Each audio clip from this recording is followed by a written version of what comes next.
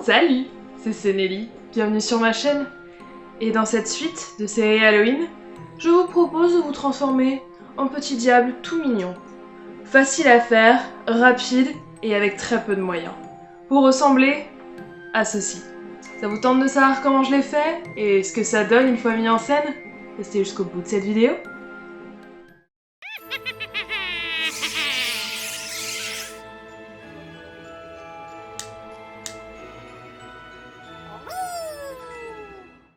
Pour ce tuto, on va utiliser des éléments très simples.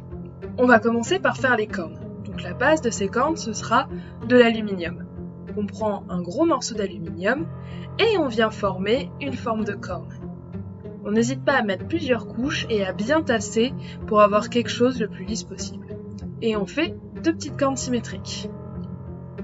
Pour faire la couleur, on prend ensuite du scotch d'électricien rouge, n'importe quelle couleur que vous avez envie de prendre, et on va venir enrouler toute la corne. Et ces cornes, on va ensuite venir les attacher sur un serre-tête, toujours avec du scotch. Cette fois-ci, promis, pas de pistolet à colle. On essaye d'avoir une base bien rigide en mettant une bonne quantité de scotch. Il faut qu'on soit sûr que ça tienne bien. Et on recouvre le scotch noir, si comme moi vous avez utilisé deux couleurs de scotch, avec le scotch rouge. Et j'ai ensuite sécurisé le tout sur le serre-tête avec du scotch noir. On va maintenant passer au trident, ou à la fourche. Je pense que c'est plutôt une fourche. Oui, trident c'est pour Poséidon. Donc on commence avec du fil de fer, donc on vient prendre une grande longueur, et on vient twister le fil de fer sur lui-même. Plus vous mettez de couches de fil de fer, plus vous aurez quelque chose de rigide. Moi j'ai choisi de faire une seule épaisseur. Je vais ensuite prendre un deuxième morceau de fil de fer, je viens le twister, mais je m'arrête au centre et je viens l'attacher au premier fil de fer pour pouvoir faire les trois branches.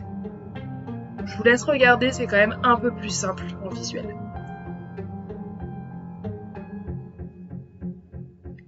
Une fois qu'on a notre structure en fil de fer, on va venir donner un peu plus d'épaisseur avec de l'aluminium. Donc je prends des grandes bandes d'aluminium que je viens enrouler tout autour du corps de fil de fer.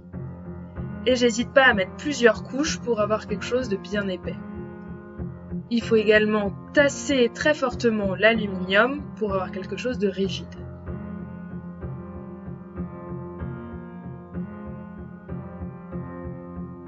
Et on reprend ensuite notre scotch électricien et on vient enrouler tout le manche. J'ai choisi de faire le manche en noir et le reste ce sera fait en rouge. Pour faire cette fourche, il faut ensuite faire les pics. Pour cela, je prends du carton et je viens dessiner des triangles d'une taille qui correspond aux extrémités de la fourche.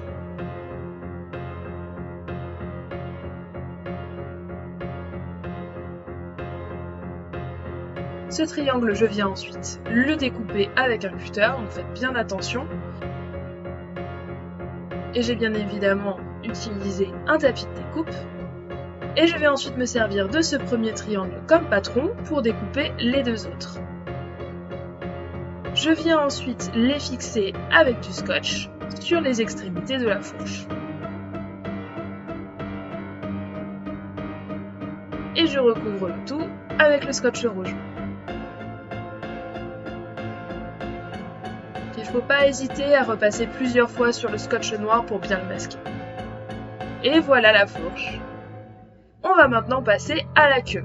Je reprends ma base de fil de fer que je viens twister. Je prends la longueur qui me semble bien pour faire une queue. J'y accroche une épingle à nourrice. Je fais ensuite la pointe de la queue de la même façon que pour le trident. Et je viens l'accrocher au fil de fer avec du scotch d'électricien.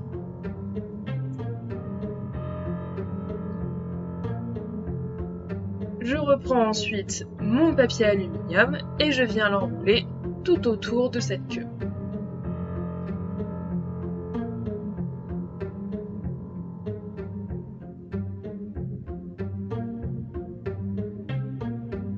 Et je recouvre le tout avec le scotch rouge.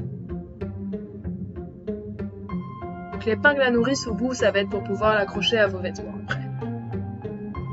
Et pour avoir un raccord un peu plus sympa au niveau du triangle, je rajoute une petite boule d'aluminium de chaque côté. Et je fixe le tout avec le scotch.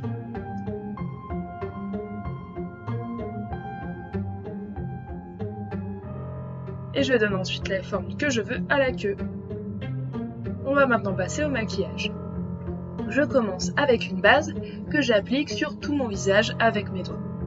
Je prends ensuite du fond de teint que je viens appliquer uniformément sur mon visage avec une éponge.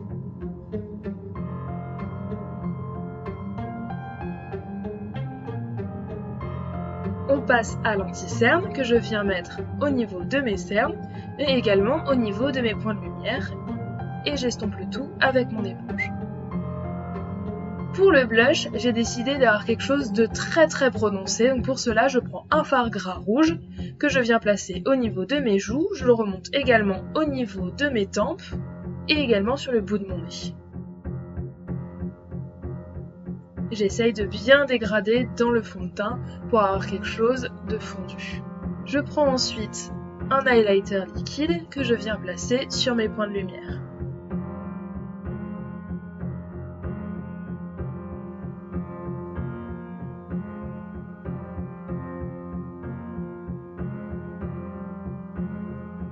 On passe à la poudre, donc je prends une poudre libre translucide et je viens en appliquer généreusement sur tout mon visage. Ça va permettre à toute la base de teint de bien tenir et de ne pas bouger. Pour le contouring, j'utilise un bronzer que je viens mettre aux endroits habituels de contouring.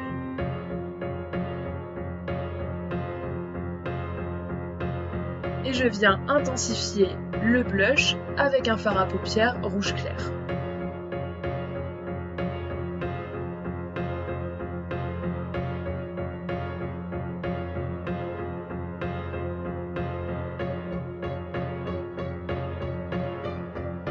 Et pareil pour l'highlighter, je viens l'intensifier avec un highlighter poudre.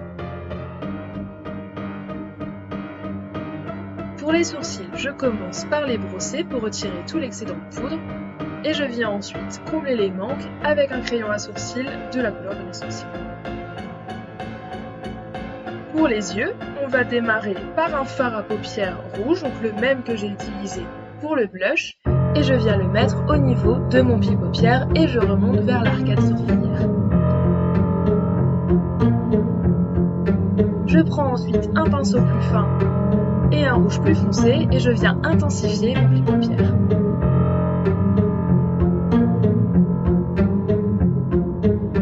Et je viens rapporter ces deux couleurs sur mon ras de cils inférieur. Pour la paupière mobile, je prends un rouge irisé que je viens mettre sur les 3/4 de ma paupière. Et pour le coin interne, je pars sur un fard beige irisé.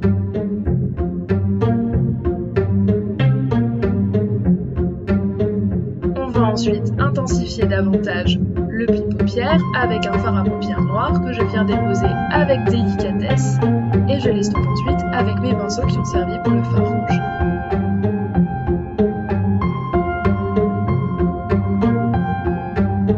Un peu de crayon noir dans la muqueuse inférieure et supérieure. On fixe le tout avec un spray fixateur. Et une fois que c'est bien sec, on va pouvoir passer au liner. C'est un liner cake que je viens humidifier avec mon spray fixateur. Je prends ensuite un pinceau très fin pour venir faire un trait de liner bien étiré. Et pour l'agrémenter un petit peu, je décide de rajouter 2 petites virgules vers le bas. Et je rajoute également une petite bascule. Et je fais la même chose de l'autre côté.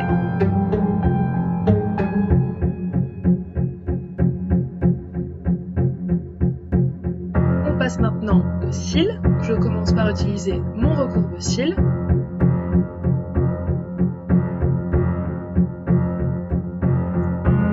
Puis une bonne couche de mascara sur les cils du haut et du bas.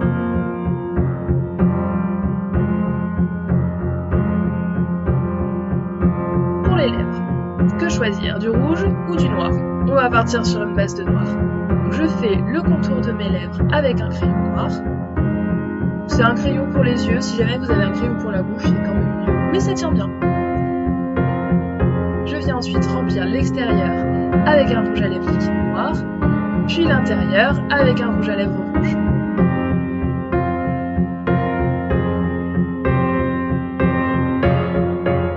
On rajoute ensuite des accessoires.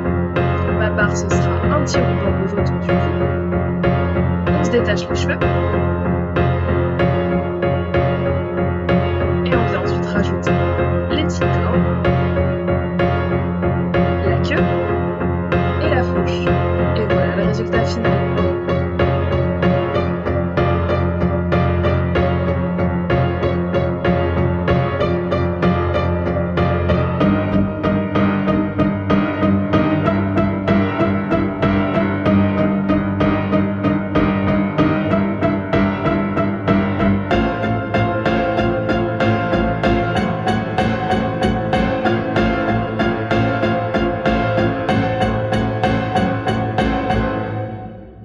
J'espère que cette vidéo vous a plu. Si c'est le cas, mettez un petit pouce en l'air. Vous pouvez également poser toutes les questions que vous voulez en commentaire.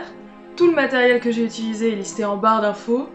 N'hésitez pas non plus à vous abonner pour voir mes autres tutos. Et Halloween approche. Du coup, à la prochaine.